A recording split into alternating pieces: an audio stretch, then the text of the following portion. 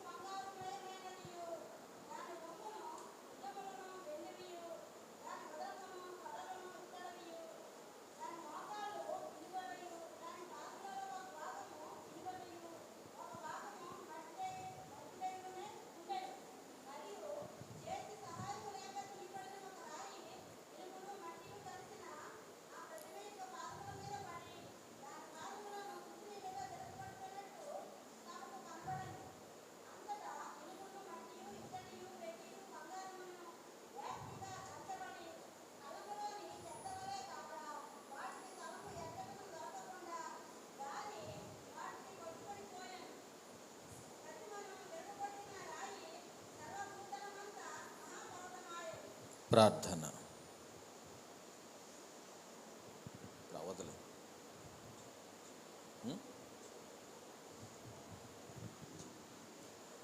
ప్రార్థన. పరిశుద్ధుడైన మా ప్రియ పరలోకపు తండ్రి, నీ అపరిమితమైన ప్రేమ కృపలకై వేలాది వందనాలు చెల్లించుచున్నాము. మమ్మను కాపాడువాడవు నీవే, ముఖ్యముగా మా బిడ్డలను కాపాడువాడవు నీవే. వారికి అనారోగ్యం వచ్చినప్పుడు నీవు తప్ప మాకు దిక్కెవరు తండ్రి? నీకు ప్రార్థింపగా నీవు స్వస్థపరచువాడవు. స్వస్థపరచినందుకు నీకు వందనాలు. నీవు గొప్ప రాజువు, నీ రాజ్యము గొప్పది. అట్టి రాజ్యానికి మమ్మను మా బిడ్డలను వారసులుగా చేయమని ఈవేళ ఈ వాక్యము ద్వారా నీ రాజ్య జ్ఞానము, నీ రాజ్య అవగాహన మాకు అనుగ్రహించమని ప్రభు యేసుక్రీస్తు వారి నామములో అడిగి వేడుకొనుచున్నాము మా తండ్రి, ఆమేన్. దేవుడు మిమ్మల్ని అందరినీ దీవించి ఆశీర్వదించునుగాక. ప్రియులారా, యేసు ఈ లోకంలో ఉన్నప్పుడు ఆయనకు శిష్యులకి మధ్యన, ఆయనకు ఇశ్రాయేలు ప్రజలకి మధ్యన దేవుని రాజ్యమును గురించిన అనేక సంభాషణలు జరిగాయి. అన్నిటికంటే ఎక్కువగా సిలువ మీద దొంగను జ్ఞాపకం చేసుకోండి. అతడు ఏమన్నాడు? యేసు, నీ రాజ్యముతో నీవు వచ్చినప్పుడు నన్ను జ్ఞాపకం చేసుకున్నావు. మరి ఆ మాట విలువేంటో, ఆ ఒక్క మాట అన్నందుకు నేడే నీవు నాతో కూడా పరదైసులో ఉండు అన్నాడు. ఆయన ఇంకేమనలా, నువ్వు దేవుడివి, పొగడలా, ఆరాధన చేయలా, పాట పాడలా, కీర్తించలా, ఒక మాట అన్నాడు, నీ రాజ్యముతో వచ్చినప్పుడు. ఎందుకు అంటే ఆ మాట నిజము. ప్రభువు తన రాజ్యముతో ఒకరోజు ఈ భూమి మీదకి రాబోతున్నారు. ఆ మాట నిజము. ఆయన రెండవ రాకడను ఒప్పుకున్నాడు. నీ రాజ్యముతో నువ్వు రాబోతున్నావు. ఒకరోజు ఇలాగే మీలాంటి తల్లి యేసయ్య దగ్గరికి వెళ్ళింది. ఆమె నమ్మకం చూడండి. అయ్యా, నీ రాజ్యం వచ్చినప్పుడు నీ కుడి ప్రక్కన నీ ఎడం ప్రక్కన నా బిడ్డలు కూర్చోవాలి. ప్రభు రాజ్యము నిజము. ఆయన తన రాజ్యాన్ని ఈ నేల మీద, ఈ భూమి మీద స్థాపించబోతున్నాడు. ఈ మాట నిజము. ఆవిడ నమ్మింది. ముందుగానే ప్రభు దగ్గరకు వెళ్ళి, నీ రాజ్యములో నా పిల్లలకి చోటు ఇవ్వయ్యా అని అడుగుతోంది. ఒకసారి శిష్యులు రాజ్యములో, దేవుని రాజ్యములో, పరలోక రాజ్యములో ఎవడు గొప్పవాడని తగాదా పడుతున్నారు. ఎవడు గొప్పవాడు? రాజ్యం ఇంకా రాలేదు. రాకముందే, దాని స్థాపన జరగకముందే దానిలో ఎవరు గొప్ప? ప్రభు అన్నారు, మార్పు నుండి ఎవడైతే ఈ బిడ్డ వంటి వాడవుతాడో వాడే నా రాజ్యంలో గొప్ప. ఎందుకంటే నా రాజ్యంలోకి బిడ్డ వంటి వారినే రాణిస్తా. బిడ్డ వంటి వారిని. ఒకరోజు కొంతమంది తల్లులు బిడ్డలను ఎత్తుకొని ప్రభు చేతులు ఆ బిడ్డ మీద వేయించుకోవాలని తాపత్రయపడుతున్నారు. శిష్యులు అడ్డుకున్నారు. ప్రభు అన్నారు, వాళ్ళని రానియండి, ఈలాంటి వారిదే పరలోక రాజ్యం. నా రాజ్యం పిల్లల లాంటి వాళ్ళకే ఇస్తాను, నా రాజ్యం పిల్లలకి ఇస్తాను. దేవుని రాజ్యం నమ్మగలిగితే ఈవేళ మన బ్రతుకులో ఎంతో మార్పు సాధ్యపడుతుంది. మన విశ్వాసం మెరుగుపడుతుంది. మన నిరీక్షణ ఎంతో రమ్యమైనదిగా ఉంటుంది. ప్రియులారా, ఈ రాజ్యమును గురించిన జ్ఞానం పొందడానికి దయచేసి నాతో కలిసి ప్రయత్నం చేయండి. పరలోకం అంటే అది క్రొత్త భూమి, క్రొత్త ఆకాశం, అది వేరు. దాని మీదికి నూతన యెరూషలేము చచౌకముగా దిగి వచ్చుచుండుట యోహాను ప్రకటన గ్రంథం 21 అధ్యాయంలో చూశాడు. అది పరలోకం. మనం ముందు పరలోకం వెళ్ళం, ముందు పరలోక రాజ్యములోనికి వెళ్ళి ఆ తరువాతే పరలోకానికి వెళ్తాం. సో ప్రభు మీరు విశ్వసించండి, మీరు రక్షించబడతారని చెప్పాడు. మనం ప్రభువును నమ్మినందుకు రక్షించబడతాం. రక్షింపబడిన తర్వాత ప్రణాళిక ఏంటి?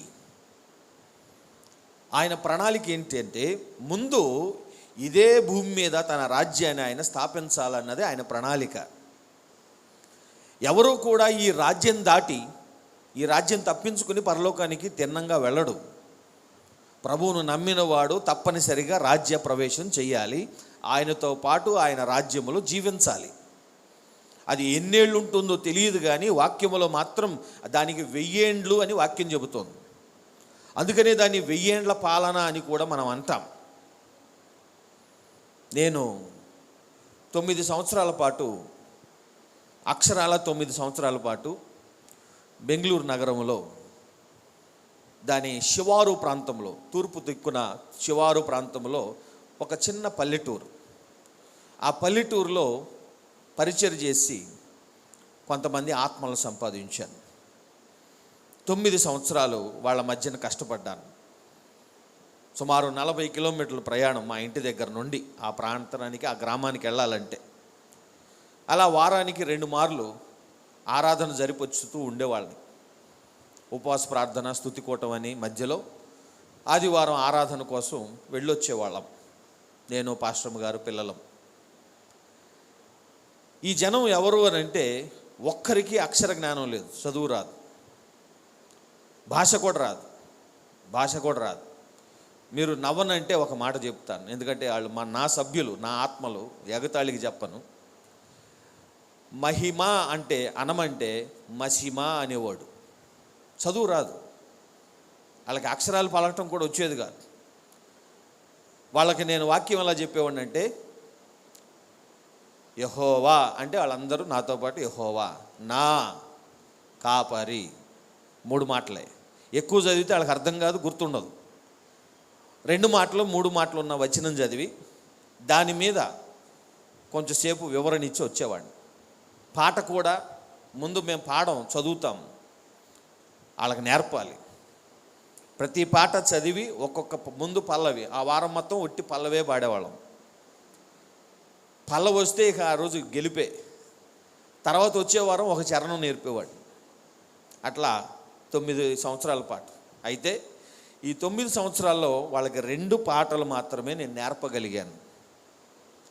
ఆరాధన ఆరంభంలో దేవుని స్తుతించుడి, అందులో ఎక్కువ చరణాలు ఉంటాయి. ఆ చరణాలన్నీ నేను వాళ్ళకి నేర్పాను. దేవుని స్తుతించుడి. ఇక అదే పాట 9 సంవత్సరాలు పాడాం. నీకు వేరే కొత్త పాట పాడే నేర్పే ఓపిక నాకు లేదు, వాళ్ళకి రాదు. తర్వాత 2వ పాట నేను వాళ్ళకి నేర్పింది, యేసు రాజుగా వచ్చుచున్నాడు. నీకు ఆ పాట తెలుసా? పాడతారా ఇక్కడ? యేసు రాజుగా వచ్చుచున్నాడు, భూలోకమంతా తెలుసుకుంటారు.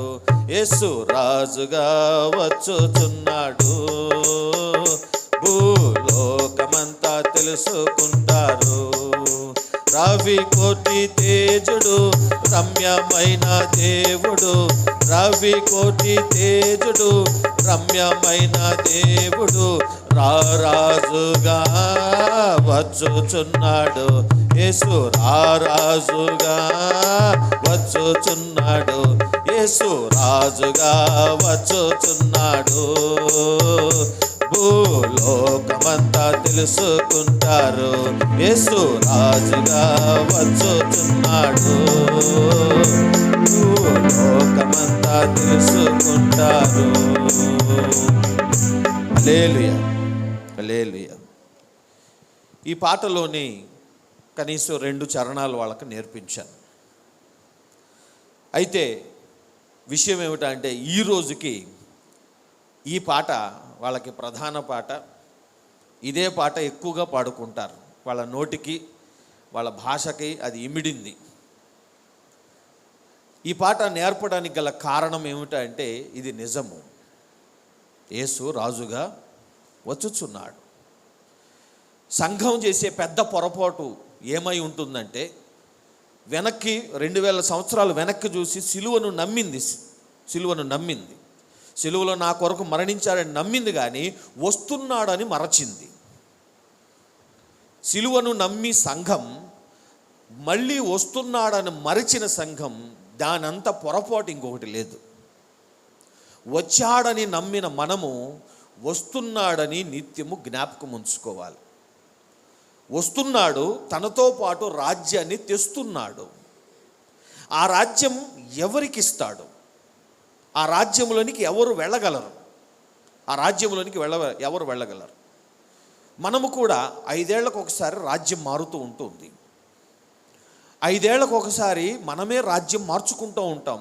మనము ఇశ్రాయేలు ప్రజల్లాగా మనం కూడా ఓటు వేసి మనకు ఒక రాజును ఎన్నుకుంటూ ఉంటాం. ఈ రాజ్యములో నుండి ఆ రాజ్యములోనికి మనం వస్తూ ఉంటాం. ఈ ఊర్లో పుట్టాం కనుక ఎన్ని రాజ్యాలు వచ్చినా అన్ని రాజ్యాలు మనవే. ఎవరు వచ్చి మనల్ని పెలగించరు. కానీ దేవుని రాజ్యం ఎవరికి ఇస్తాడు? ప్రభు అన్నారు, త్రాగుబోతులు నా రాజ్యంలోనికి ప్రవేశించరు. త్రాగుబోతులైతే నా రాజ్యం. ఇహలోక రాజ్యాలు త్రాగించే రాజ్యంలోకి చేర్చుకుంటారు. వాళ్ళ రాజ్యం రావాలంటే ముందు ఒక సేసాయి, ఒక 2000 నోటు, ఒక బిర్యానీ ప్యాకెట్. వాళ్ళు త్రాగుడు నేర్పించి త్రాగమని చెప్పి రాజ్యంలోనికి చేర్చుకుంటారు. మా రాజ్యం రాబోతుంది, మాకు ఓటు వేయండి, ఇదిగోండి ఒక సీసా తీసుకోండి. ప్రభు అంటాడు, ఆ సీసా ముట్టుకున్నవాడు నా రాజ్యంలోనికి రాడు. అన్యాయస్తులు దేవుని రాజ్యమును స్వతంత్రించుకొనరు. 1 కొరింథీ 6:9. అన్యాయం చేసేవాడు నా రాజ్యంలోనికి రాడు. మానవ రాజ్యాలు అన్యాయంతోనే వస్తున్నాయి. అన్యాయం చేస్తేనే మానవ రాజ్యం వస్తుంది. అన్యాయం ద్వారానే మానవ రాజ్యంలోనికి ప్రవేశిస్తున్నారు. అబద్ధాలు చెప్పి, గ్యాస్ ఉండి లేదని చెప్తున్నారు, ఇల్లుండి పొలాలుండి లేవని చెప్తున్నారు, బండి ఉండి కూడా లేవని చెప్తున్నారు. ఉన్నాయని చెప్తే గవర్నమెంట్ రాజ్యం యొక్క లాభాలు రావు. రాజ్యం కొన్ని లాభాలు మనకిస్తుంది, అవన్నీ పోగొట్టుకుంటాం. అన్యాయం చేస్తేనే, అబద్ధం ఆడితేనే అవన్నీ వస్తాయి. అందుకనే మనిషి చనిపోయినా బ్రతుకున్నాడని చెప్తున్నారు. అతని పేరు మీద, ఆమె పేరు మీద ఇంకా రాబట్టుకోవటానికి అన్యాయం. ప్రభు అంటారు, నా రాజ్యం న్యాయమైంది, అందులో అన్యాయానికి చోటు లేదు. నా రాజ్యం ఎవరికి ఇస్తాను? ఎట్లాంటి వాళ్ళకి ఇస్తాను? అన్యాయస్తులకి ఇవ్వను, త్రాగుబోతులకి ఇవ్వను. ఆయన అంటాడు, ఆత్మ విషయమై దీనులైన వారు ధన్యులు, వారికి మాత్రమే నా రాజ్యాన్ని ఇస్తాను. ఆత్మలో దీనంగా ఉన్నవాడు అంటే గర్విష్ఠుడు దేవుని రాజ్యంలోనికి వెళ్ళాడు. తను తాను హెచ్చించుకున్నవాడు దేవుని రాజ్యంలోనికి వెళ్ళాడు. తగ్గింపు ఉంటేనే దేవుని రాజ్యంలోకి వెళ్ళగలం. అలాంటి వాళ్ళకి ఇస్తానన్నాడు. నీతి నిమిత్తం హింసింపబడు వారు ధన్యులు, పరలోక రాజ్యము వారిది. అలాంటి వాళ్ళకే ఇస్తాను. ఆయన రాజ్యం ఆయింది. ఆయన రాజ్యం స్థాపించబోతున్నాడు. ఆయన ఎవరికి ఇవ్వబోతున్నాడు? ఎవరికి ఇవ్వబోతున్నాడు అంటే ఈలాంటి వారిదే పరలోక రాజ్యం. ఇలాంటి వాళ్ళు అయితేనే. మానవ రాజ్యాలు దేవుని రాజ్యం. మానవ రాజ్యాలు, దేవుని రాజ్యం. ఒకరోజు ఒక మహారాజు, ఒక చక్రవర్తి, తనకంటే ముందు ఒక రాజ్యం ఉండేది. ఆ రాజ్యాన్ని గెలచి, దాన్ని ఓడించి, వాళ్ళని చంపి ఈయన రాజు అయ్యాడు. ఈయన రాజు అయిన తర్వాత ఆ మొదటి 2-3 సంవత్సరాల్లో, ఆయన రాజు అయిన తర్వాత ఆయన రాత్రిపూట ఆలోచిస్తున్నాడట. ప్రపంచ పరిస్థితులు చూస్తుంటే ఆయన ఉండేవాడు, ఇప్పుడు ఆయన చనిపోయాడు, ఇప్పుడు నేను రాజునయ్యాను, నా తర్వాత పరిస్థితి ఏంటి, ఈ భూమి పరిస్థితి ఏంటి, నా రాజ్య పరిస్థితి ఏంటి, నన్ను చంపేస్తారా, అలాగే నా రాజ్యం పోతుందా, మరి తర్వాత ఏ రాజ్యం వస్తుంది అని ఆలోచించుకుంటూ రాత్రి నిద్రపట్టక ఆయన పడక మీద ఉన్నాడట. అలాంటి రాజుతో దేవుడు మాట్లాడాడు. ఆ మాటలే ఇప్పుడు మీరు చదివారు. నెబుకద్నెజరు రాజు, బబులోను చక్రవర్తి, బబులోను యొక్క మహారాజు, ఆనాటి సామ్రాజ్యానికి ఆయన అధిపతి. ఆయన ఇలా మనసులో అనుకుంటా ఉన్నాడట. అది ఆ తలంపు ఎంత దూరం వెళ్ళింది? దానియేలు గ్రంథం 2వ అధ్యాయం 28వ వచనం చదవండి. అయితే మర్మములను బయలుపరచగల దేవుడొక్కడు పరలోకమందు ఉన్నాడు. అంత్యదినముల యందు కలుగబోవు దానిని ఆయన రాజుగు నెబుకద్నెజరునకు, ఏది కలుగబోవు దాన్ని, ఏ రోజుల్లో? అంత్యదినములలో. అంత్యదినాల దర్శనం ఇది అంత్యదినాల దర్శనం. ఈ దర్శనానికి ఒక పేరు 31వ వచనంలో, బ్రహ్మాండమగు ఒక ప్రతిమ. ఈ దర్శనం పేరు బ్రహ్మాండమగు ఒక ప్రతిమ. కొందరు వాడుక భాషలో ప్రకాశమానమైన ఒక ప్రతిమ అంటారు. ప్రకాశమాన ప్రతిమా దర్శనం అంటే కూడా మీకు ఇది గుర్తుకు రావాలి. ప్రకాశమానమైన ఒక ప్రతిమ యొక్క దర్శనం ఇది. ఒక బ్రహ్మాండమగు ఒక ప్రతిమ గల ఒక ప్రతిమ యొక్క దర్శనం ఇది. ఒక బొమ్మ, ఒక ప్రతిమ. ఇది 4 లోహాలతో తయారు చేయబడింది. 4 లోహాలు. తలేమో బంగారముతో చేయబడింది తల. ఛాతీ, భుజాలు, చేతులు వెండితో చేయబడ్డాయి. ఛాతీ, భుజాలు, చేతులు వెండితో చేయబడ్డాయి. నడుము, తొడలు ఇత్తడితో చేయబడ్డాయి. నడుము, తొడలు ఇత్తడితో చేయబడ్డాయి.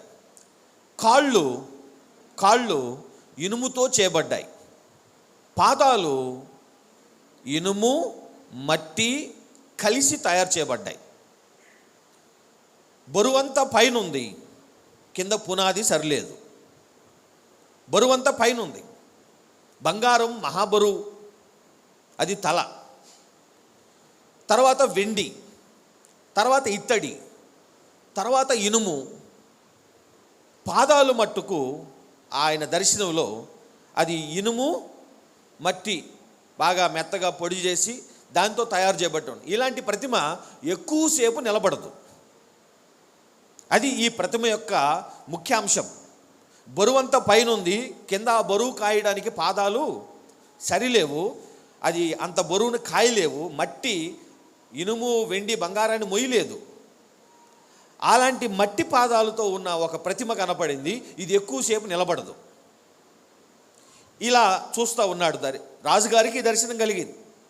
అప్పుడు దానియేలు ప్రార్థన చేస్తే దేవుడు ఆ దర్శనాన్ని దానియేలుకి ఇచ్చాడు. ఇవ్వడమే కాక దాని భావాన్ని దేవుడు దానియేలుకు బయలుపరిచాడు. దాని భావమే 36వ వచనం నుండి 45వ వచనం వరకు దేవుడు బయలుపరిచాడు.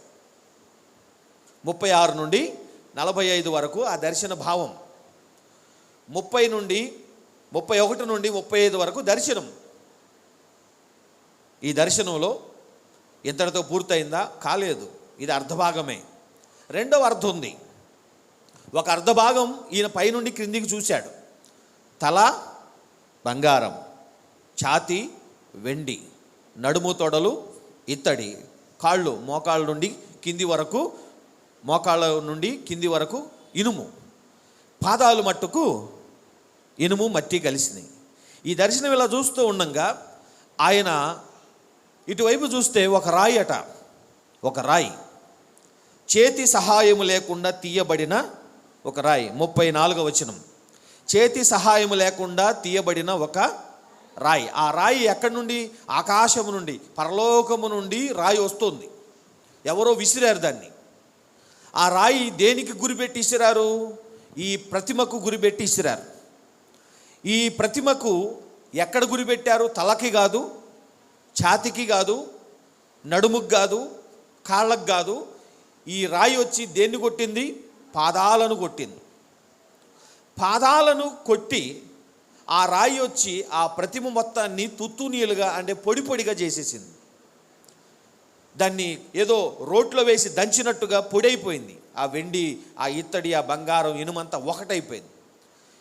తీసుకెళ్ళి దాన్ని ఎక్కడ పారేశారు? కళ్ళములో, అనగా ఊరు బయట పెంటపోగు వేసే చోట దాన్ని తీసుకెళ్ళి పారేశారు. అది పోయింది. ఈ రాయి కాస్త ఏమైంది? 35వ వచనంలో, ప్రతిమను విరుగగొట్టిన ఆ రాయి. 35వ వచనం ఆఖరి మాట, ప్రతిమను విరుగగొట్టిన ఆ రాయి సర్వభూతలమంతా రాయి పర్వతమాయను. రాయి పర్వతమాయను. దేవునికి స్తోత్రం, హల్లెలూయా. రాయి పర్వతమాయను, రాయి పర్వతమాయను. ఇందులో ఈ దర్శనంలో మొత్తం ఎన్ని భాగాలు అయ్యాయి? తల ఒక భాగం, ఛాతీ ఒక భాగం, నడుము తొడలు ఒక భాగం, కాళ్ళు ఒక భాగం, పాదాలు 5 భాగాలు. 5 భాగాలు. ఆరవది రాయి. ఆరవది రాయి. ఈ 5 మానవ రాజ్యాలు. ఈ 5 మానవ రాజ్యాలు. తల ఒక రాజ్యం, ఛాతీ ఒక రాజ్యం, నడుము తొడలు ఒక రాజ్యం, కాళ్ళు ఒక రాజ్యం, ఇనుము మట్టి కలిసిన పాదాలు ఒక రాజ్యం. ఏ రాజ్యాలు ఇవి? మానవ రాజ్యాలు. మానవ రాజ్యాలు తల దగ్గర నుండి పాదాల వరకు లెక్కకు 5 ఉన్నాయి. 6వ రాజ్యం ఆ రాయి. అది ఇందులో చేరింది కాదు, అది బయట నుండి వచ్చింది. అది రాయి, వెండి కాదు, అది బంగారం కాదు, ఇత్తడి కాదు, ఇనుము కాదు, మట్టి కాదు, అది రాయి. అది బయట నుండి వచ్చింది. అది వచ్చి దీన్ని పడగొట్టింది. ఆ రాయి వచ్చి 5 రాజ్యాలను పడగొట్టింది. ఆ రాయి వచ్చి 5 రాజ్యాలను పడగొట్టింది. దాన్ని పూర్తిగా పొడి చేసింది. ఈ రాయి భూతలమంతా వ్యాపించింది. భూతలమంతా వ్యాపించింది. ఈ 5 లోహాలు, ఈ ప్రతిమలో ఉన్న భాగాలు 5 రాజ్యాలైతే ఆ రాయి దేవుని రాజ్యము. ఆ రాయి దేవుని రాజ్యము. ఆ రాయి దేవుడు పంపిస్తాడు, దేవుడు స్థాపిస్తాడు. మానవ రాజ్యాలు ఇప్పుడు నడుస్తున్నాయి. మానవ రాజ్యాలు ఇప్పుడు ఏలుబడి చేస్తున్నాయి. ఇప్పుడు మనం మానవ రాజ్యాలను మనము రుచి చూస్తున్నాం. మనము దేవుని రాజ్య రాకడ కొరకు ఎదురు చూస్తున్నాం. అనగా ఆ రాయి యొక్క రాకడ కొరకు ఎదురు చూస్తున్నాం. ఇది క్రైస్తవ నిరీక్షణ. మీకు గుర్తుంది కదా? విశ్వాసము, నిరీక్షణ, ప్రేమ, ఈ 3 నిలుచును. వీటిలో శ్రేష్టమైనది ప్రేమయే. గుర్తుంది కదా మీకు? విశ్వాసము, నిరీక్షణ, ప్రేమ. మన నిరీక్షణ అంటే ఏమిటి? నిరీక్షణ అంటే దేని కొరకు ఎదురు చూస్తున్నాం. దేని కొరకు ఎదురు చూస్తున్నాం? ఆ రాయి యొక్క రాకడ కొరకు. దానినే వాక్యం శుభప్రదమైన నిరీక్షణ అని వాక్యం చెబుతోంది. శుభప్రదమైన నిరీక్షణ. తీతు పత్రికలో దీని పేరు శుభప్రదమైన నిరీక్షణ, బ్లెస్సెడ్ హోప్. మనము ఇట్టి నిరీక్షణతో ఎదురు చూస్తున్నాం. ఏమని? మన ప్రభు దావీదు వంశస్థుడు, దావీదు కుమారుడు. ఆ రోజు గాబ్రియేలు దూత మరియమ్మ తల్లికి ఏం చెప్పాడో మీకు గుర్తుంది కదా? ఆయన తన ప్రజలను ఏలును, ఆయన రాజ్యమునకు అంతము ఉండదు. గుర్తులేనట్టుంది. రండి, లూకాసు వార్త. ఈ బిడ్డ పుట్టినప్పుడే ఈ బిడ్డ గురించి ఏమని చెప్పబడింది? దూత ఏమని చెప్పాడు? లూకాసు వార్త 1వ అధ్యాయం 32వ వచనం. ఆయన గొప్పవాడై సర్వోన్నతుని కుమారుడు అనబడును. ప్రభువైన దేవుడు ఆయన తండ్రి అయిన దావీదు సింహాసనమును ఆయనకిచ్చును. ఆయన యాకోబు వంశస్థులను యుగ యుగములు ఏలును. ఆయన రాజ్యము అంతము లేనిదై ఉండునని ఆమెతో చెప్పాను. అంతము లేని రాజ్యము ఆయన పొందుతున్నాడు. ఆయన అంతము లేకుండా ఏలుబడి చేస్తాడు. ఆయన రాజుగా ఉండటానికి వచ్చాడు. తూర్పు దేశపు జ్ఞానులు ఎవరో పిల్లోడని చెప్పి రాలా, యూదులకు రాజుగా పుట్టినవాడు ఎక్కడా అని వెతుక్కుంటూ వచ్చారు. రాజు పుట్టాడట. ఇదిగో మనకు ఒక శిశువు పుట్టెను, ఒక కుమారుడు అనుగ్రహించబడెను. యెషయా 9:6.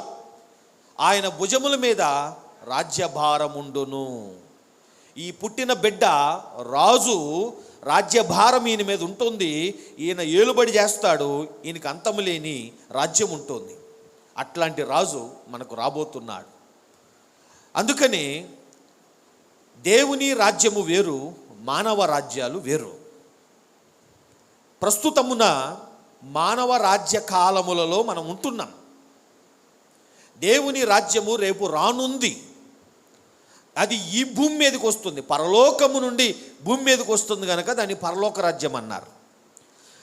దేవుడు ఆ రాజ్యాన్ని పంపిస్తాడు, స్థాపిస్తాడు కనుక అది దేవుని రాజ్యం. అది మానవ రాజ్యం కాదు, అది భూలోక రాజ్యం కాదు, అది పరలోక రాజ్యం, అది దేవుని రాజ్యం. ఈ భూమి మీద యేసయ్య వచ్చి సంచరించబోతూ ఉన్నాడు. ఈ భూమిని ఆయన తన రాజ్యముతో నింపబోతూ ఉన్నాడు. ఈ భూమికి రాజుగా ఆయన 1000 ఏండ్లు ఏలుబడి చేయబోతూ ఉన్నాడు. మనము మరణించిన మరుక్షణం, లేదా మనం బ్రతికే ఉంటే, ప్రభువే వచ్చేస్తే, మనం బ్రతికుండంగానే, అనగా నేను ఇలా అంటూ ఉంటాను, మన పోకడైనా జరగాలి, మన రాకడైనా జరగాలి. మన పోకడ ఆలస్యమై రాకడ ముందు వచ్చేస్తే దేవుని రాజ్యం మన బ్రతికుండంగానే ఇక్కడికి వచ్చేస్తుంది. మనం దాన్ని అనుభవిస్తాం. ఒకవేళ మధ్యలో నిద్ర వచ్చి మనం నిద్రపోతే ఆయన నిద్రపోనిచ్చి తర్వాత లేపుతాడు. తన రాజ్యము కొరకు మనలను లేపుతాడు. ఆయన తన రాజ్యం మనకు వాగ్దానం చేశాడు. ధనవంతుడు పరలోక రాజ్యంలో ప్రవేశించుట దుర్లభం అని చెప్పాడు యేసయ్య. కానీ మీ నీతి శాస్త్రుల నీతి కంటేను, పరిసయ్యుల నీతి కంటేను అధికము కాని ఎడల మీరు పరలోక రాజ్యములో ఎంత మాత్రమును ప్రవేశింపరు. మీరు క్రొత్తగా జన్మించితేనే మీరు పరలోక రాజ్యంలోనికి వస్తారు, దేవుని రాజ్యంలోనికి వస్తారు. కనుక ఆ దేవుని రాజ్యం కొరకు మనం ఎదురు చూస్తూ ఉన్నాం. ఆ దేవుని రాజ్యం మన మీదికి రావాలి, ఈ భూమి మీదికి రావాలి, అందులో మనం ప్రవేశించాలి. తల బంగారము, బబులోను సామ్రాజ్యం. రాసుకోగలుగుతున్నవారు, తల బంగారం, బబులోను సామ్రాజ్యం. ఛాతి వెండి, పారసీకుల సామ్రాజ్యం. నడుము తొడలు ఇత్తడి, గ్రీకుల సామ్రాజ్యం. అలెగ్జాండర్ చక్రవర్తి మీరు వినే ఉంటారు. గ్రీకుల సామ్రాజ్యం మోకాల వరకు నడిచింది. రోమా సామ్రాజ్యం మోకాలు దగ్గర నుండి కాళ్ళ వరకు, కింద పాదాల వరకు, అది ఇనుము కాలం. అది రోమా సామ్రాజ్యం. ఇనుము మట్టి కలిసిన పాదాలు అంత్యక్రీస్తు సామ్రాజ్యం. యేసయ్య ఎక్కడ పుట్టారు? ఈ ప్రతిమలో ఎక్కడ పుట్టారు? యేసయ్య మోకాళ్ళ దగ్గర పుట్టారు. యేసు ఏ చక్రవర్తి కాలంలో పుట్టారు? లూకాసు వార్త 2వ అధ్యాయంలో చక్రవర్తి పేరేమి? యేసు పుట్టినప్పుడు చక్రవర్తి ఎవరు? 2వ అధ్యాయం 1వ వచనం. ఆ దినములలో సర్వలోకమునకు ప్రజాసంఖ్య రాయబడవలనని కైసరు ఔగుస్తు ఆ కైసర్ పేరు ఔగుస్తు. ఔగుస్తు అని తెలుగులో, అది ఆంగ్ల భాషలో ఆగస్టు. మన ఆగస్టు మాసం ఉంది కదా, ఆ మాసము ఆయన పుట్టిన మాసం అని చెప్పి ఆ మాసానికి ఆయన పేరు పెట్టారు. ఏదైతే మనం ఆగస్టు మాసం అని అంటామో, ఆగస్టు అంటే ఇంగ్లీష్లో, తెలుగులో ఔగుస్తు. ఆ ఔగుస్తు ఎవరు? రోమా సామ్రాజ్యానికి మొదటి చక్రవర్తి. అప్పుడే రోమా సామ్రాజ్యం ప్రారంభమైంది. ఆ మొదటి చక్రవర్తి రావడంతో ఆయన ప్రజాసంఖ్య తీయడానికి పూనుకున్నాడు. మరి రాజు చక్రవర్తి అయిన వెంటనే చేసే పని కూడా అదే, జనాభా లెక్క కావాలి నాకు. అందుకని ఆయన మొదటి చక్రవర్తి. అప్పుడే రాజ్యం పుట్టింది వాళ్ళ రాజ్యం అప్పుడే పుట్టింది. అనగా మోకాలు, ఇనుము కాలం. ఇనుము కాలములో యేసయ్య పుట్టారు. ఆయన చంపిందే ఇనుము, అనగా రోమీలు.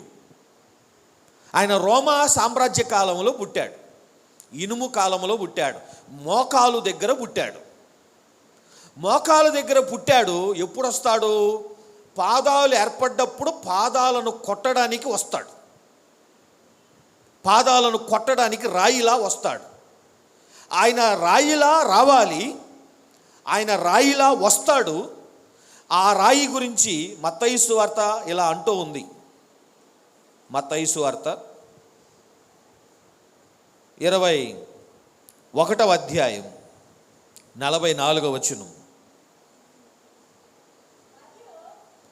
మరియు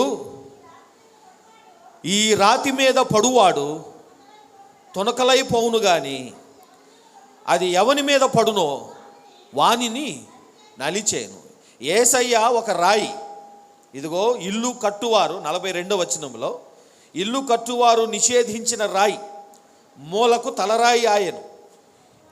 ఇది ప్రభువు వలనే కలిగెను, ఇది మన కన్నులకు ఆశ్చర్యం. యేసు రాయి. ఆ దర్శనము, దానియేలుకు కలిగిన దర్శనములో ఆయన రాయి. అయితే ఈ రాయి వచ్చి పడబోతుంది. ఈ రాయి వచ్చి ఈ భూమి మీద పడ్డప్పుడు అది వచ్చి ఎవరి మీద పడుతుందో వాడు తునకలైపోతాడు. ఆ రాయి మీద ఎవడు పడతాడో ఆ రాయి మీద పడ్డవాడు నలిగిపోతాడు, వానిని నలిచేయును. అందుకనే ప్రభు అంటున్నారు, నేను ఒకరోజు రాయిలా రాబోతున్నాను. ఆ రాయిలా వచ్చి ఈ భూమి మీద, మానవ రాజ్యాల మీద నేను అమాంతంగా, హఠాత్తుగా, అకస్మాత్తుగా పడబోతున్నాను. నేను దొంగ వలె రాబోతున్నాను. ఆ రాకడకు సమయం ఉండదు, నేను సమయం చెప్పలేను. ఎందుకంటే అది నా తండ్రికి తప్ప ఎవరికీ తెలియదు. ఆ రాయిలా నేను వస్తున్నాను. ఇదిగో ఈరోజు ఇనుము కాలములో ఆ రాయి గురించి చెప్పడానికి, ఆ రాయిలా వస్తున్నానని చెప్పడానికి ఒక రవ్వగా వచ్చాను. రాయిలాగా రాకముందు యేసు ఈ భూమి మీదకి ఒక రవ్వగా వచ్చాడు. రోమా రాజ్యం ఇనుము యేసయ్య చెక్క పని చేసేవాడు. ఇనుము పని ఎక్కడా, ఇనుము ఎక్కడా, చెక్క ఎక్కడా? ఇనుము చెక్క పని చేసేవాడికి ఎందుకు భయపడుతుంది? ఈయన పొద్దున్న లేస్తే చెక్కలు చెక్కేవాడు, ఈయన మాను పని చేసేవాడు, ఈయన వడ్రంగివాడు. ఆ రోజుల్లో వడ్రంగివాడు అని అంటే నిరుపేద కుటుంబం అన్నమాట. రోమా రాజ్యం మహాసామ్రాజ్యం, కోట్ల కోట్ల కోట్ల మరి ధనానికి వాళ్ళ అధిపతులు. ఈయన నిరుపేద. ఆయన శ్రీమంతుడయ్యుండి, ధనవంతుడయ్యుండి మన నిమిత్తము దరిద్రుడాయను. రోమా రాజ్య కాలములో ఒక దరిద్రునిగా పుట్టాడు, ఒక బీదవానిగా పుట్టాడు, ఒక బీద కుటుంబంలో పుట్టాడు, పశువుల తొట్టెలో పెట్టబడ్డాడు. పేదవాళ్ళు కూడా వాళ్ళ బిడ్డను పశువుల తొట్టెలో పెట్టరు, బీదవారు కూడా అలా చేయరు. అంటే బీదల్లో కూడా ఆయన బీద స్థితిలో ఉన్నాడు. అలాంటి దేన స్థితిలో పుట్టాడు. అనగా రోమా రాజ్యము ఆయనకు జడవదు. రోమా రాజ్యం ఆయనకు జడవదు. అలాంటి స్థితిలో పుట్టాడు. ఎందుకు పుట్టాడంటే ఏం చెప్పడానికి? నేను రాయిలా రాబోతున్నాను, మారండి అని.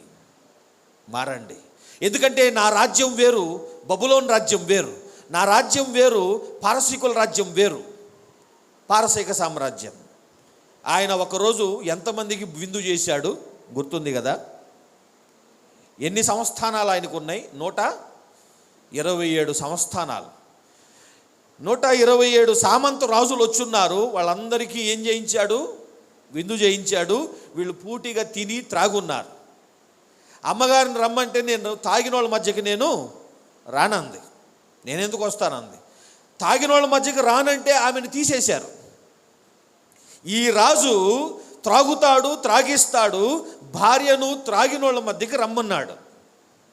ఈ రాజు యేసయ్య మన రాజు, ఆయన త్రాగడు, త్రాగించడు, త్రాగిన వాళ్ళను ఆయన ప్రోత్సహించడు, తన రాజ్యంలోనికి చేర్చుకోడు, తన భార్యను త్రాగుబోతుల మధ్యకి రానియడు. అది యేసయ్య. యేసయ్య తన వధువును అవమానించడు. కానీ అహష్వేరోషు రాణి అయిన వష్టిని తొలగించేశాడు. ఈ రాజు విడువడు, ఎడబాయడు. ఆ రాజు చిన్న అవమానం జరిగిందని వష్టిని తన స్థానం నుండి తీసేశాడు. ఆ రాజులు త్రాగిస్తారు, త్రాగుతారు, వారు త్రాగుబోతులు. ఈ రాజు అంటాడు త్రాగుబోతులకి నా రాజ్యంలో చోటు లేదు. ఆ రాజ్యాలు అలా ఉంటాయి. నా రాజ్యం వేరు, నా రాజ్యం వేరు. ఎట్లా దేవుని రాజ్యం వేరు? ఎట్లా? మానవ రాజ్యం. ఉదాహరణ, బబులోను రాజు దగ్గరికి వెళ్ళారు. అయ్యా, మా పొలాలు, మా ఇళ్ళు పలానా చోట ఉన్నాయి. అయితే అక్కడ అడవి జంతువులు, సింహాలు, ఎలుగుబంట్లు లేదా తోడేళ్ళు, నక్కలు వచ్చి మా కోళ్లను, మా గొర్రెలు, మేకలని పట్టుకెళ్ళిపోతున్నాయి. మొన్న మా పిల్లోడు ఊరికే పొలంలోనికి ఆడుకోవటానికి వెళ్తే పట్టుకెళ్ళిపోయినాయి, మాకు ఇలా ఇబ్బందిగా ఉంది అని అంటే ఆయన ఒక సైన్యాన్ని పంపిస్తాడు, ధీరులను పంపించి ఆ సమస్య తీర్చగలడు. కానీ అదే రాజు దగ్గరికి వెళ్ళి, అయ్యా నేను పాపములో ఉన్నాను, నా పాపం వల్ల నేను నరకానికి వెళ్తున్నాను, నా పాపాల కోసం ఏదైనా చెయ్యి అంటే బబులోను రాజు ఏమైనా చేస్తాడా? పాపాలు తీసివేయగలడా? తీసేయలేడు. నీళ్లకు బావి తవ్వించగలడు, జీవజలాలు ఇవ్వగలడా? జీవజలం ఇవ్వగలడా? ఇగో భద్రమైన జీవితం ఇవ్వగలడు, నిత్య జీవం ఇవ్వగలడా బబులోను రాజు? లేదు. బబులోను రాజు ఏమంటాడంటే, నీ కొరకు బావి తవ్వించగలను, రోడ్లు లేకపోతే రోడ్లు వేయించగలను, కరెంటు లేకపోతే కరెంటు రప్పించగలను, మీకు అక్కడ భద్రత లేకపోతే, మీకు దొంగల భయం ఉంటే ఆ దొంగల భయం నుండి తొలగించడానికి నా సైన్య స్థావరం అక్కడ కొద్ది రోజులు పెట్టగలను, మీకు జంతువుల బాధ ఉంటే, ఆ మృగాల బాధ ఉంటే అది చంపడానికి నేను ఏదో ఒక ఏర్పాటు చేస్తా. కానీ దెయ్యం పట్టింది వదిలించు, అనారోగ్యం వచ్చింది, గుడ్డితనం ఉంది, కుష్ఠం వచ్చింది, స్వస్థపరచు అని అంటే బబులోను రాజు, నాకు స్వస్థత వరం లేదు, నేను దెయ్యాలను గద్దించలేను, నాకే ఎన్నో బట్టి ఉన్నాయి అంటాడు. బబులోను రాజు అన్నిటికంటే ఎక్కువగా నిత్య జీవం ఇవ్వగలడా? పరలోకం ఇవ్వగలడా? బబులోను రాజు మనకి పరలోక నివాసాలు ఇవ్వగలడా? మనకు పాప క్షమాపణ ఇవ్వగలడా? ఇహలోక రాజ్యాలు మన పాపాల కొరకు చనిపోలేదు. ఈ రాజు మన కొరకు చనిపోవడానికి వచ్చాడు. ఆయన అంటాడు, నా రాజ్యము నీతిమంతుల కొరకే, పాపులకు కాదు. మానవ రాజ్యాలు పాపులనే చేర్చుకుంటుంది, పాపులను నీతిమంతులుగా చెయ్యదు. మీరు తాగండి, మీకు ఇష్టం వచ్చినట్టు చేసుకోండి, కానీ బండి మాత్రం నడపొద్దంటది ఇహలోక రాజ్యాలు. సంసారం చేయండి కానీ బండి జోలికి రావద్దు, రోడ్డు ఎక్కొద్దు. మీరు తాగండి, తక్కువ రేటుకి ఇస్తాము, మీ ఇళ్లల్లో మీరు మీ భార్యలను కొట్టుకోండి, పిల్లలను కొట్టుకోండి, కానీ బండి మాత్రం ముట్టుకోవద్దు అంటది ఇహలోక రాజ్యం. కానీ ప్రభు అంటాడు, నువ్వు త్రాగి ఒక్క చుక్క ముట్టుకున్నా నువ్వు నా రాజ్యంలోనికి రావు, నువ్వు నరకానికి వెళతావు. అది దేవుని రాజ్యం. సో దేవుని రాజ్యం పాపులకు కాదు, పరిశుద్ధులకు. పరిశుద్ధత అంటే ఎట్లా ప్రభువా? అట్లయితే నీ రాజ్యం ఖాళీగా ఉంటుంది, మేమెవరూ రాలేము, మేమందరం పాపులమే కదా, ఒక్కళ్ళు కూడా నీ రాజ్యంలోనికి రాలే, నువ్వు ఒక్కడవే ఉంటావయ్యా ఇక, ఎందుకంటే నువ్వు ఒక్కడవే పరిశుద్ధుడివి అని మనం అన్నందుకు ప్రభు అన్నాడు, కాదు, నేను పరిశుద్ధుడిని కనుక మీరును పరిశుద్ధులు అవుతారు, మిమ్మల్ని పరుస్తాను, మీకు ఒక ఏర్పాటు నేను చేశాను. మీకు క్షారముతో కడుక్కున్న పాపం ఉందే, ఆ పాపం పోయే ఏర్పాటు నేను చేశాను. నేను మీ రాజును కదా, మీకు రాజును దాహం వచ్చినా నేను నీళ్ళు ఇవ్వాలి, మీకు ఆకలేసిన ఆహారం ఇవ్వాలి. ఇదిగో మీకు పాపం అంటుంది, దాన్ని కూడా నేను కడగగలగాలి, నేను కడుగుతాను. అసలు ఆ సమస్య పరిష్కరించడానికే నా రాజ్యం రాకముందే, దానికంటే ముందే వచ్చాను, మీకు ముందే వచ్చి నా రాజ్యంలోనికి రావడానికి మీకు ఏ ఆటంకం లేకుండా చేయడానికి వచ్చాను. నా రాజ్యం పరిశుద్ధులకే, నా రాజ్యం నీతిమంతులకే, నా రాజ్యం అనేటువంటిది కేవలం మంచోళ్ళకే గనుక ఆ మంచి మీకు ఇవ్వడానికి, ఆ పరిశుద్ధత మీకు ఇవ్వడానికి నేను ముందే వచ్చాను అని చెప్తున్నాడు. నేను గతంలో అన్నట్టు వర్షాకాలం వెనకటికి, మరి ఈ రోజుల్లో కూడా చేస్తున్నారో లేదో, వెనకటికి వర్షాకాలం వస్తే గుమ్మం పక్కనే బయటే ఒక బకెట్ నీళ్ళో లేదా తొట్టెడు నీళ్ళు అక్కడ పెట్టేవాడు. ఏమని, మా ఇంట్లోకి రావాలంటే ఈ ఇంటోడివైనా బయటోడివైనా ముందు అక్కడ కాళ్ళు కడుక్కుని లోపలికి రమ్మని దాని అర్థం. యేసయ్య ఏమన్నాడంటే, నా రాజ్యంలోనికి రావాలంటే పాపం కడుక్కున్నవాడే నా రాజ్యంలోనికి రావాలి. మరి ఎట్లాగా అంటే ప్రభు అన్నాడు, మీరు కడుక్కోలేరు, మీరు ఎంత కడుక్కున్నా అది పోయేది కాదు. మీ పాపములు ఎర్రనివై అది కెంపు వలె ఉన్నా, రక్తవర్ణములో ఉన్నా వాటిని తెల్లగా చేసేది నేనే. అటు నేనే రావాలి, నేను వచ్చి మీకోసం చనిపోయి మీరు కడుక్కోవటానికి బకెట్ రక్తము నేనే పెడతాను. ఆ రక్తములో మీరు మీ పాదాలు కాదు, మీ ఆత్మ మొత్తాన్ని కడుక్కుని మీరు నా రాజ్యంలోనికి రావాలి. సో ప్రభు ఎందుకు ముందొచ్చారు, ఎందుకు సిలువలో మరణించారు? ఎందుకంటే ఆయన రాజ్యం ఒకటి ఉన్నది. ఆ రాజ్యములోనికి రావాలంటే పరిశుద్ధులు మాత్రమే రాగలరు. పరిశుద్ధులంటే పాపాలు కడగబడిన వాడే రాగలడు. పాపాలు కడగబడాలి అని అంటే మనం ఎంత సబ్బుతో కడుక్కున్న పోనిది కనుక ప్రభు అంటారు, అది కడుక్కోవటానికి పదార్థం కూడా నేనే ఇస్తాను, అది నా రక్తమే. నా రక్తంలో మిమ్మల్ని మీరు కడుక్కోండి, కడుక్కున్నవాడు మాత్రమే నా రాజ్యంలోనికి వస్తాడు. ఇది దేవుని ప్రణాళిక. అందుకనే రాయిగా వస్తాడు, రాబోతున్నాడు. అయితే ముందే మన కోసం, మన గురించి ఆలోచించి ఒక రవ్వగా, ఒక ఇసుక రవ్వగా పుట్టాడు. ఆయన ఒక రాయి వాస్తవంగా, కానీ మన కొరకు ఒక ఇసుక రవ్వగా, ఒక ధూళిగా, ఒక దుమ్ముగా పుట్టి, ఇనుము కాలములో వాళ్ళు ఎంత హింస పెట్టినా మన కొరకు భరించి, వాళ్ళు చంపినా వాళ్ళ చేతుల్లో ఆయన చనిపోయి, నోరెత్తి ఎవరిని అనక, ఎవరిని బెదిరింపగా, దూషింపకుండా మన కోసం ప్రాణం పెట్టడానికి వచ్చాడు ఆయన. ఎందుకు అని అంటే, ఆయన ప్రాణం పెడితేనే, రక్తం కారిస్తేనే ఆయన మరణములో మనకు జీవం ఉన్నది, ఆ రాజ్యములో మనం ప్రవేశించగలము. అందుకనే ఆయన మన కోసం ఈ లోకానికి వచ్చాడు. ఆయన ఈ భూమి మీద తన రాజ్యాన్ని స్థాపించబోతూ ఉన్నాడు. ఆ రాజ్యము నేను మీకు ఇస్తాను అన్నాడు ప్రభు. ఒకరోజు ఇలాగే ఒక యవనస్తుడు నిత్య జీవం పొందుటకు నేనేమి చేయవలనని అడిగాడట. ప్రభు అన్నారు, నీకు కలిగిందంతా అమ్మి బేదలకిచ్చి నన్ను వెంబడించన్నాడు. ఆ మాటకు ఆయన ముఖం చిన్నబోచుకుని వెళ్ళిపోయాడు. వెళ్ళిపోతే ప్రభు అన్నారు, ధనవంతుడు పరలోక రాజ్యంలో ప్రవేశించుట దుర్లభము. ఆ మాట అనేసరికి పేతురు నొచ్చుకున్నాడు. పేతురు అడిగాడు, అయ్యా మరి మేము నీకోసం అన్నీ వదిలిపెట్టి వచ్చాం కదయ్యా, నిన్ను నమ్ముకున్నందుకు మా వాళ్ళు వెలివేశారు, నిన్ను నమ్ముకున్నందుకు మా వాళ్ళు ఈ రోజుకి మా గడప దొక్కటం లేదు, నిన్ను నమ్ముకున్నందుకు నానా మాటలు పడ్డాం, నిందలు పడ్డాం, నిన్ను నమ్ముకున్నందుకు మా వాళ్ళు మమ్మల్ని ఎంత హింస పెట్టారు, ఎంత అవమానం చేశారు, మా గురించి ఎంత చెడ్డ ప్రచారం చేశారు, నీకోసం నిన్ను నమ్మినందుకు మేము అన్నీ పోగొట్టుకొని నీ దగ్గరకు వచ్చాం కదా, మరి మాకేంటి అన్నాడట. మాకేంటి? రండి ఆ మాట చదివి ఈవేళ ముగించుకుందాం. మత్తయి సువార్త 19వ అధ్యాయం, మత్తయి సువార్త 19వ అధ్యాయం 27వ వచనం. ఇదిగో మేము సమస్తమును విడిచిపెట్టి నిన్ను వెంబడించితిము గనుక మాకేమి దొరుకునని ఆయన అడుగగా, యేసు వారితో ఇట్లా, నేను ప్రపంచ పునర్జనన మందు మనుష్య కుమారుడు తన మహిమగల సింహాసనం మీద ఆసీనుడై ఉన్నప్పుడు నన్ను వెంబడించిన మీరును 12 సింహాసనం మీద ఆసీనులై ఉన్న ఇశ్రాయేలు 12 గోత్రముల వారికి తీర్పు తీర్చుదురు. నా నామము నిమిత్తం అన్నదమ్ములనైనను, అక్క చెల్లెండ్రనైనను, తండ్రినైనను, తల్లినైనను, పిల్లలనైనను, భూములనైనను, ఇండ్లనైనను విడిచిపెట్టిన ప్రతివాడును ఎన్ని రెట్లు 100 రెట్లు పొందును. హల్లెలూయా, హల్లెలూయా, హల్లెలూయా. 100 రెట్లు పొందును. యోబుకి ఎన్ని రెట్లు? యోబుకి ఎన్ని రెట్లు? 2 రెట్లు ఇచ్చాడు దేవుడు. మనకెన్ని ఇస్తానంటున్నాడు? 100 రెట్లు ఇస్తాను. ఎక్కడ 2, ఎక్కడ 100?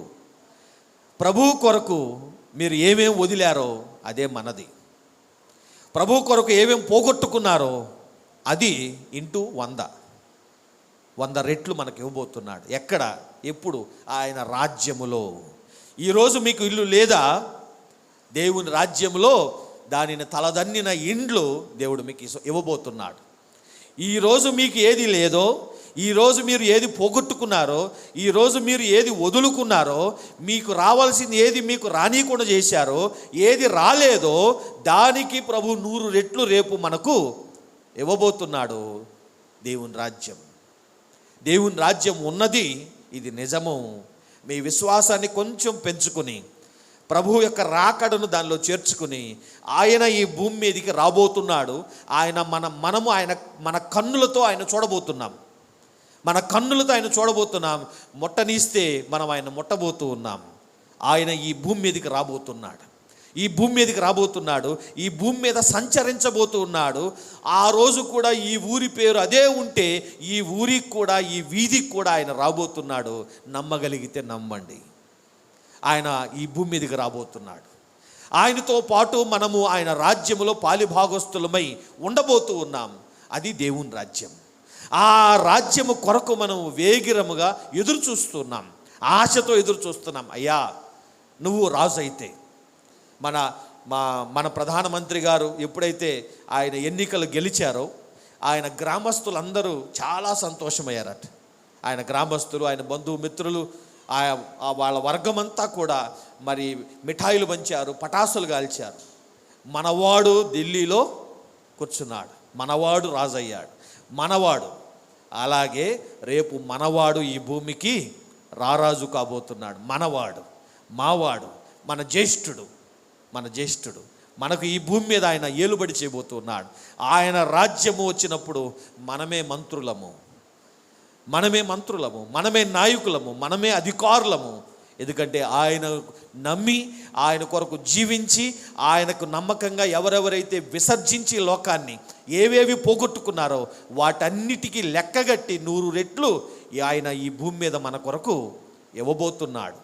నమ్మగలిగితే నమ్మండి. దేవుడు ఈ దర్శనం మీకు అనుగ్రహించి మీ విశ్వాసాన్ని బలపరిచి ఈ రాజ్యములో మీరు ఉన్నారు. మనము ప్రస్తుతం ఇనుము కాలములో ఉన్నాము. భవిష్యత్తులో పాదాల కాలం రాబోతున్నది. ఆ పాదాలను ఆయన నాశనము చేసి ఈ భూమి మీద తన రాజ్యాన్ని స్థాపించబోతూ ఉన్నాడు. దేవుడి విశ్వాసమును మీ అందరికీ, మనందరికీ, మన బిడ్డలకు ప్రత్యేకముగా అనుగ్రహించునుగాక. తలలు వంచినట్లయితే ప్రార్థించుకుందాం. పరిశుద్ధుడు అయిన మా ప్రియ పరలోకపు తండ్రి, నీవు రాజువు, నీ రాజ్యము రానున్నది. మార్పు నొందిన వాడే నీ రాజ్య ప్రవేశము చేయగలడు. అట్టి నీ మహారాజ్యము కొరకు మేము ఎదురు చూచుచుండగా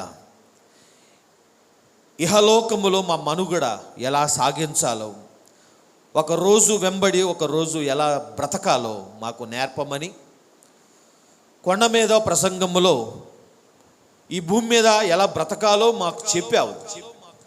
కనుక అట్టి బ్రతుకు మాకు అనుగ్రహించి మమ్మను నీ రాజ్య రాకడ దినము వరకు కొనసాగించమని నజరేయుడైన యేసు నామములో ప్రార్థించి వేడుకొనుచున్నాను మా తండ్రి. ఆమేన్.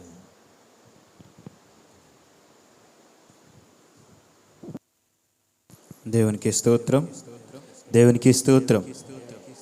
ఈ సమయంలో కానుకల నిమిత్తం కానుకలు పట్టుకుందాం. దయచేసి కానుకల నిమిత్తం మన మధ్యలో సత్యవేణి సిస్టర్ గారు వచ్చి పాట పాడవలసిందిగా మనం చేస్తున్నాం.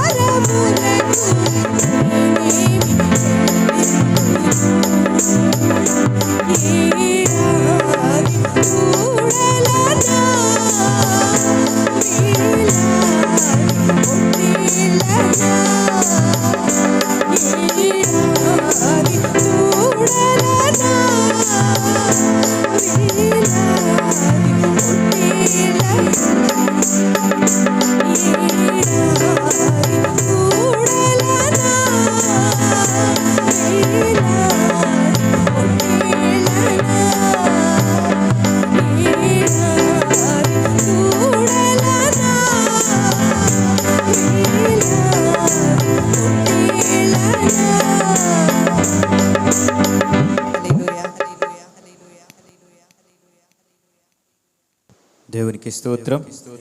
హల్లెలూయా. దేవునికి స్తోత్రం.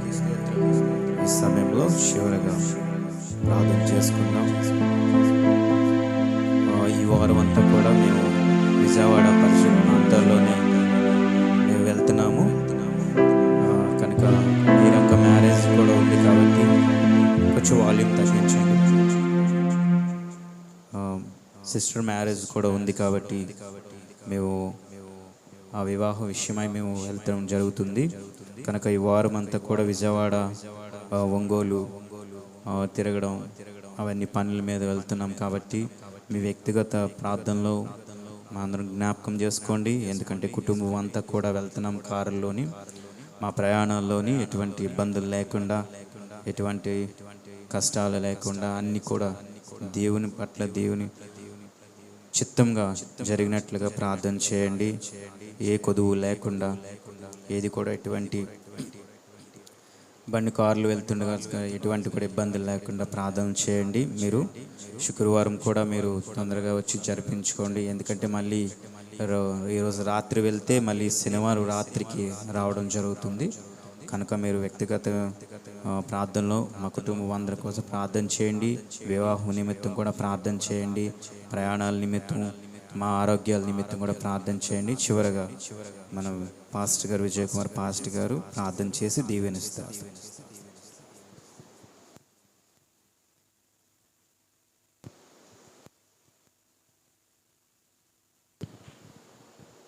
ప్రార్థన. పరిశుద్ధుడు అయిన మా ప్రియ పరలోకపు తండ్రి, ఈవేళ నీ ఆరాధన అంత క్రమముగా మర్యాదగా జరిగించుకున్నందుకు నీకు వందనాలు.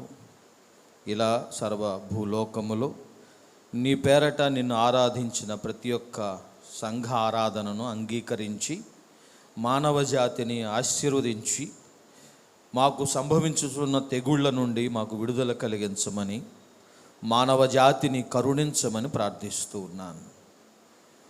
ముఖ్యంగా ఈ పరిశుద్ధ దినమున నీవు మాకు అనుగ్రహించిన నీ రాజ్యమును గుర్చిన మాటను బట్టి నీకు వందనములు. నీ రాజ్యము నిజము, అది వచ్చుచున్నది, అందులో మేము ప్రవేశించవలసి ఉన్నది అను మాట మాకు రాగా, అందును బట్టి మేమందరము విశ్వాసముతో నీ రాజ్యము కొరకు మారు మనస్సుతో సిద్ధపడడానికి సహాయము చేయండి. కూడి వచ్చిన నీ దేన సంఘమును ప్రత్యేకంగా ఆశీర్వదించి ప్రతి ఒక్కరి మీద నీ కనుదృష్టి నిలపమని ప్రార్థిస్తూ ఉన్నాను. ముఖ్యంగా ప్రలాపించుచున్న వారి ఇంటిని మీరు దర్శించండి. విలపిస్తున్న ప్రతి ఇంటిలో ఆదరణ కలిగించండి. వేదనలో ఉన్న ప్రతి ఒక్కరికి నెమ్మది కలిగించండి. గొడవలు, వివాదాలు, తగాదాలలో ఉన్న వారికి సమాధానం అనుగ్రహించండి. ఆయన తిట్టుకుంటూ కొట్టుకుంటూ ఆయన ఘర్షణ పడుతున్న ప్రతి కుటుంబానికి నెమ్మది కలిగించండి. నీ శాంతిని వారికి అనుగ్రహించండి. ప్రేమ లేని కుటుంబాలలో ప్రేమను అనుగ్రహించండి. విశ్వాసము లేని కుటుంబాలకు విశ్వాసము దయచేయండి. ప్రముఖంగా ఎవరైతే ఇంకా నిన్ను విశ్వసించలేదో ఆ కుటుంబాలను ప్రత్యేకంగా దర్శించి ఆ ఇంటి వారిని రక్షణలోనికి నడిపించమని బ్రతిమాలుచున్నాను. ఇబ్బందులలో ఉన్నవారు, ఆర్థిక ఇబ్బందులలో ఉన్న వారిని దర్శించి వారికి విడుదల కలిగించండి. జీతాలు లేక ఇబ్బందులు పడుతున్న వారికి నీ యొక్క కృప వారి ఎడల ఉంచండి. వారికి రాబడి అనుగ్రహించండి. వారికి సహాయం దయచేయండి. అప్పుల్లో కూరుకుపోయిన వారిని లేవనెత్తండి. వడ్డీల బాధల్లో, కిస్తీల బాధల్లో ఉన్నవారికి, వాయిదాల బాధలు ఉన్నవారికి విడుదల కలిగించండి. అయా ఉద్యోగ ప్రయత్నాల్లో ఉన్నవారికి ఉద్యోగాలు అనుగ్రహించండి. వివాహము కొరకు ప్రార్థిస్తున్న వారికి మంచి వివాహాలు జరిగించండి. అయా వివాహం ఆలస్యమై వేదనలో ఉన్నవారికి దయచేసి నీ ఆదరణ కలిగించి అట్టి వారికి వేగిరముగా వివాహము కలిగించమని ప్రార్థిస్తూ ఉన్నాను. వివాహం జరుపుకోవటానికి డబ్బులు లేక ఇబ్బందులు పడుతున్న వారికి సహాయం చేయండి. గుప్పెళ్ళు విప్పించి వారికి నీ వలన కలుగు ప్రతి ఆశీర్వాదం మీరు అనుగ్రహించండి. అలా పై చదువుల కొరకు ప్రార్థిస్తున్న వారికి మంచి భవిష్యత్తు దయచేయండి. ఆయన పరీక్షలు రాస్తున్న వారికి జ్ఞానము దయచేయండి. ఈ సంవత్సరం 10వ తరగతి, ఇంటర్ ఫైనల్, డిగ్రీ ఫైనల్ చదువుతున్న వారికి ప్రత్యేకమైన కృపను అనుగ్రహించి వారి చదువులు సఫలవంతంగా పూర్తి చేసుకోవడానికి మీ కృప అనుగ్రహించండి.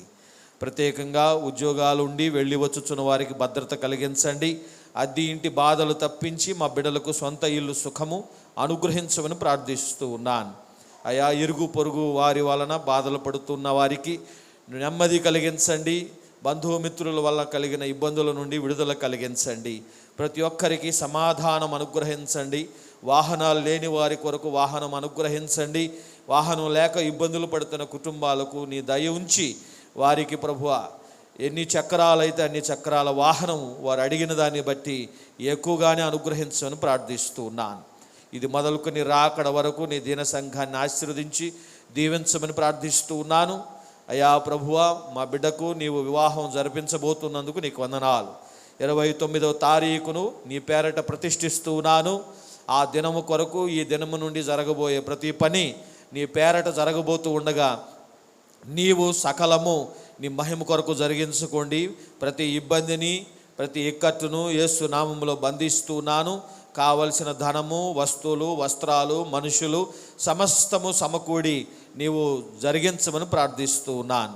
ప్రయాణాలలో తోడుండమని, వాతావరణం నీ ఆధీనంలో ఉంచమని, ఆనాటికి బయలుదేరుతున్న దైవజన సముదాయం, బంధు సముదాయం, ఆయన మిత్రులు స్నేహితుల సముదాయాన్ని ఆనాటికి మీరు చేర్చమని, ఆనాటికి ఏ కొదవు లేకుండా సమస్తము సమృద్ధి అనుగ్రహించమని, ఆ రోజు వివాహము ఘనముగా జరిగించి ఇరు కుటుంబాలు ఏకమవబోతూ ఉండగా ఇరు కుటుంబాలకు సమాధానం ఆత్మనిచ్చి జతపరచబడబోయే ఆయన వధూవరులు ఇద్దరికీ ఆయన నీ వలన పరిశుద్ధాత్మను అనుగ్రహించి బలము శక్తితో నడిపించమని ప్రార్థిస్తూ ఉన్నాను.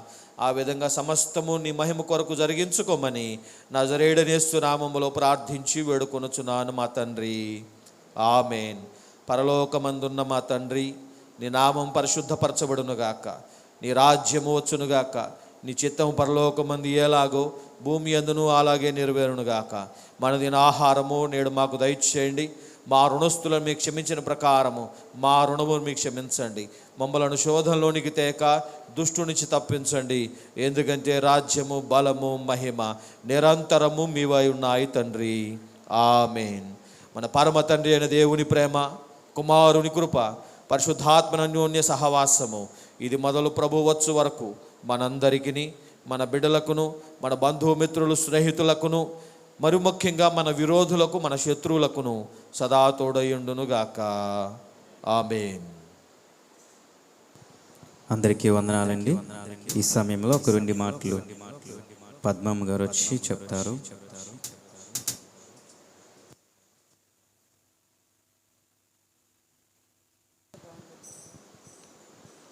దేవుని నామంలో మీ అందరికీ నా వందనములండి. చెల్లి వివాహం గురించి 2 మాటలు చెప్పాలని ఆశపడుతున్నాను. లక్షవారం థర్స్డే ఈవినింగ్ ప్రధాన కార్యక్రమం ఉంటుందండి ఒంగోలులో, దాని కొరకు ప్రార్థించండి. అదేవిధంగా శుక్రవారం వివాహ దినము, ఆ వివాహం కొరకు ప్రార్థించండి. తర్వాత ఆదివారము 3వ రోజు వైజాగ్ రావటం జరుగుతుంది. వైజాగ్లో రిసెప్షన్ కార్యక్రమం ఏర్పాటు చేయడం జరిగింది. సాయంకాల దినం 6 గంటల సమయంలో కనుక మీరందరూ కూడా రావాలని మేము ఇన్విటేషన్ ఇస్తున్నాం. సంఘం కూడా వచ్చి పాలుపంపులు పొందాలని ముఖ్యంగా ప్రార్థన చేయండి. మీరందరం కూడా సంతోషంగా వచ్చి మాతో దేవుని గణపరచాలని, వధూవరులని ఆశీర్వదించాలని ఆశపడుతూ ఉన్నాను. దేవుని నామములో మీ అందరికీ నా వందనములు. దేవునికి స్తోత్రం. మీ అందరికీ వందనాలు. దయచేసి శుక్రవారం పూట ఎవరైనా వచ్చి ప్రార్థన క్రమాన్ని ప్రారంభించండి. ముందుగా వచ్చి ప్రార్థన చేయండి. మళ్ళీ శనివారం రాత్రికి మళ్ళీ మేము రావడం జరుగుతుంది. మీ అందరికీ వందనాలు.